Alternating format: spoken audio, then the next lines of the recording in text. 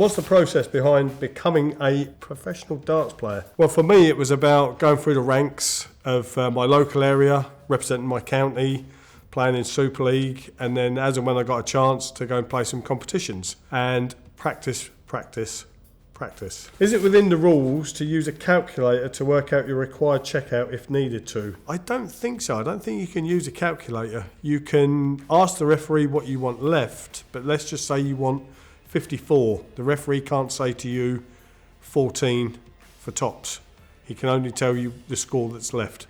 He can't actually tell you the way that you can check out. What is the most common injury a darts player can pick up? Well, funnily enough, people say dart players aren't fit. But you try standing on a dartboard for hours and hours and hours at a time. It's repetitive injuries, so you start getting a bad back, your leaner leg starts to ache, so I'm a right-handed thrower, so my knee starts to hurt on my right leg. And it's the repetitiveness of throwing. You're basically doing something every day, if you want to become a professional dart player, that is, and you're just grinding and wearing away on your bones and on your muscles. And I actually started to get a bit of muscle wastage in my shoulder at one point, but since I don't play as much anymore, that muscle has all sort of come back again. So little niggly little things, and cramps in your fingers, funnily enough. What do players do when they go off the stage between sets? Some people like to have a little drink of something. Some people like to chat. I mean, I always like to chat with the markers because it sort of helped me relax. If I was starting to get a little bit tense, I'd chat with them. Some players like to just keep themselves to themselves, and they might just go over in the corner out the way from everyone, and if they're not playing very well, give themselves a bit of a stern talking to. Do you reach the top level in darts through practice, or is it natural talent? It goes with the person, really. It's a case of you either got it or you haven't. In some ways, there is that natural ability. You look at someone like Michael van Gerwen, very naturally gifted. I think we're going to see it with Luke Littler, very naturally gifted, but some players have to work hard at their game, hence the practice. I was one of them people that I like to think there was natural ability there, but I also had to work at my game because it's not a God-given that you can just turn up and win a match. How long did it take you to pick your walk-on music, and does the music have any impact on your performance? Well, my nickname being Jaws, when the Automatic come out with the song What's That Coming Over the Hill, Is It a Monster? It was sort of like picked for me, really, and I stuck with it. And I used to love the song, but no, I don't like it anymore. I don't like Chase the Sun anymore either for the music for the darts. But it's only because that you get hearing it over and over and over again. But some players feed off of their walk-on music, but I wasn't one of those people. I was just focused on the game and just wanted to get on with the match. What's the best ever costume you've seen at the Worlds? I think possibly the one that really stood out was when a couple came, and they came as a camel, and there was someone obviously at the front, and there's obviously got to be someone at the back end. The amount of times you see the person at the back end having to keep pulling apart and come up for fresh air, but it was good. But there's so many great outfits that you see at the World Darts. What's the last thing you do before walking out to the arena? I used to actually pat my bum. I used to give my bum a little pat, and that would sort of like get me focused and in the zone to try and go up and do a professional job. And there were times when you actually used to see me walking off the stage, you see me sort of like patting away at my bum, and that was just basically saying to myself, stay focused, Lloydie, stay focused. What's the best advice for hitting a 180?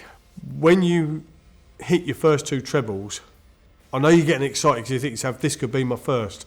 Don't stop. Don't stop. Don't turn around and look at your friends and say, I could hit my first one. Just don't stop. Just 1, 2, 3. Do darts players have a coach, trainer, or is it entirely solo training regime? A lot of players will have someone who they practice with, their go-to person to build up to big events, or just their regular person who they enjoy practicing with and makes them feel good about their game and whatever. Some people have coaches giving little bits of advice. You've got the likes of Wayne Mardle, Glenn Durrant, just to name a couple of players that give coaching tips to people. You can go to their house, they'll film you, give you some advice as to try and improve your game.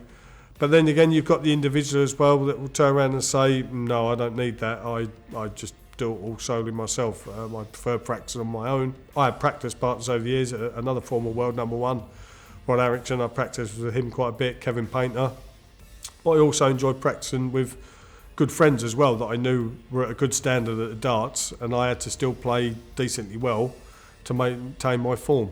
Do you eat anything during a match? If so, what? I used to weigh about another 5 stone heavier than this, and I was diabetic. I used to dread about if I got a lull with energy and whatever, so I used to keep some Jaffa cakes at the back. But it's all about an energy thing. People think, well, you're a dart player, you know, all you're doing is standing up there going like that. No, it's not like that.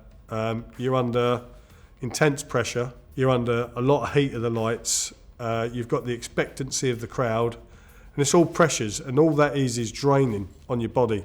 So a lot of the times you'll see some players walking up there and you'll see them like that, and they've maybe grabbed a biscuit just for a bit of energy, or some people like to keep some wine gums, things like that, just to try and keep the energy levels up.